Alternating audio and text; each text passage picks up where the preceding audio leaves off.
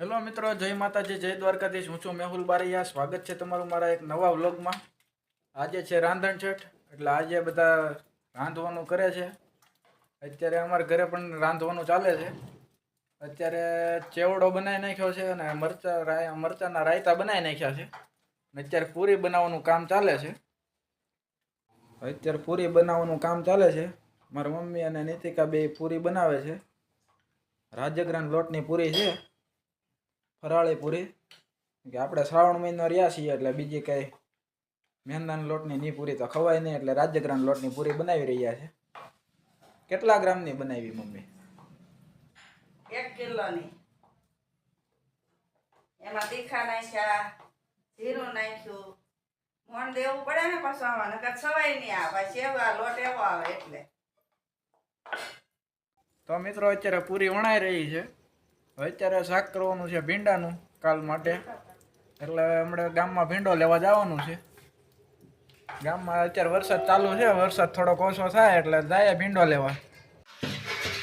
તો મિત્રો આપણું પૂરી તળાવવાનું ચાલુ થઈ ગયું છે. પૂરી બધી વણાઈ ગઈ છે.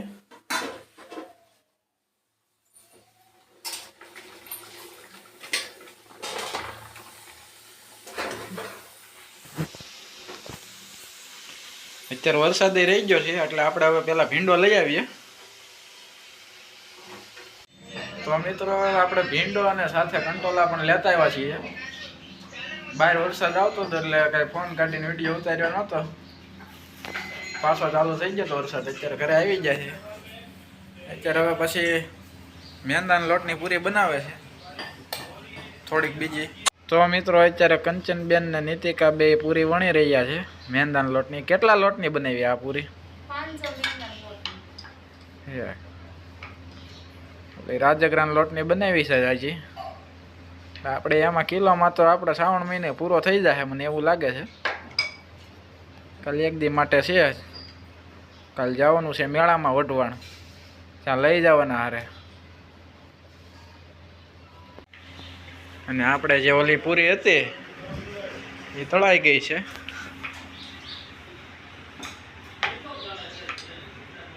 રાજગરાન લોટની પૂરી તળાઈ ગઈ છે. અત્યારે હવે મારા મમ્મી તો મરચું ખાંડે છે, થેપલા કરવાના છે. પછી કાલે તો રાયતું અને ભીંડાનું શાક. આપણે તો આવડી આ પૂરી જ ખાવાની છે અને ફરાળી બટેટા કરવાના છે. તો મિત્રો અત્યારે પૂરી તળાઈ રહી છે. આ પૂરી તો કઈ રખાશે નહીં, આપણે મેંદાના લોટની છે એટલે. મિત્રો આપણે અત્યારે સાબુદાણા દળી રહ્યા છીએ.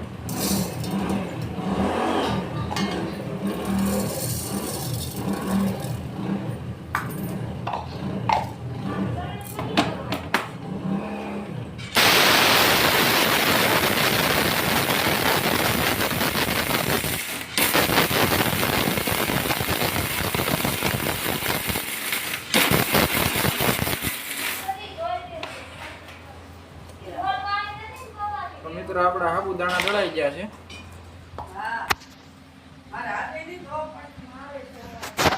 હવે સાબુદાણા અલગ બાઉલમાં કાઢી લઈશું.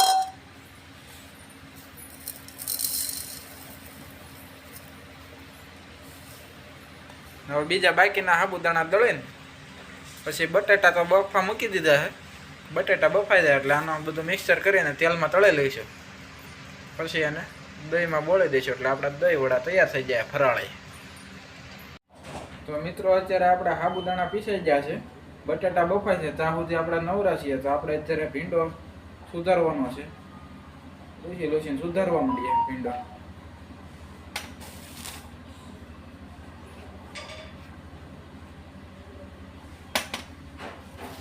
તો મિત્રો આપણે હવે ભીંડો સુધારી નાખ્યો. તો હવે આપણે ફરાળી વડાનું મિશ્રણ તૈયાર કરશું. આપણે આજે સાબુદાણા દળ્યા હતા એ છે.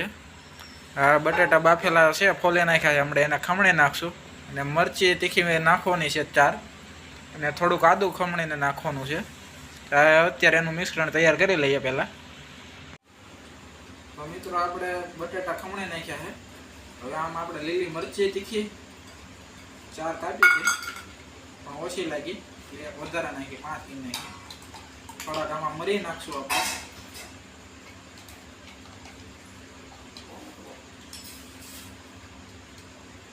એક ચમચી જેટલા મરી. પછી મીઠું, સિંધાણું મીઠું નાખવાના છે. ડબ્બી ઘીની છે, એની અંદર મીઠું પીડ્યું છે. પછી આ છે થોડાક ચીલી ફ્લેક્સ. આને બરોબર મિશ્રણ કરી વડા તૈયાર કરી લઈશું. પછી તળી નાખશું. તળવાનો એનો વિડીયો આવે તો ઠીક છે, કે હમણાં 8 વાગશે એટલે મારે પાછું નાટકમાં જવાનું છે યુવા કેન્દ્રમાં. વિડીયો આગળનો આવે ન આવે વિડીયો પૂરો કરી નાખશું. કોશિશ કરશું, આવે તો ઠીક છે. અત્યારે હવે 7:45 તો થવા આવ્યા છે, નક્કી નહીં આવે તો આવે. તો મિત્રો અત્યારે આપણા વડા તૈયાર થઈ ગયા છે, ખાલી તળવાના બાકી છે. અને અત્યારે 7:54 થઈ ગઈ છે, એટલે હવે એ બધો વિડીયો તો કાંઈ લેવાય છે નહીં. નકર ચૂલો ઠારે ને એ બધો વિડીયો લેવાનો હતો, પણ અત્યારે આપણે નાટકમાં જવાનો ટાઈમ થઈ ગયો છે. 5 મિનિટની વાર છે, એટલે જમી કરીને કપડાં બદલાવીને જવાનું છે. એટલે અત્યારે એ વિડીયો આવશે નહીં. હવે આવતીકાલે શીતળા સાતમ છે, તો કાલે મેળામાં જવાના સોઢવાના, એનો વિડીયો લઈશું. મળીએ ત્યારે એ નવા વિડીયોમાં. ત્યાં સુધી જય માતાજી, જય દ્વારકાધીશ.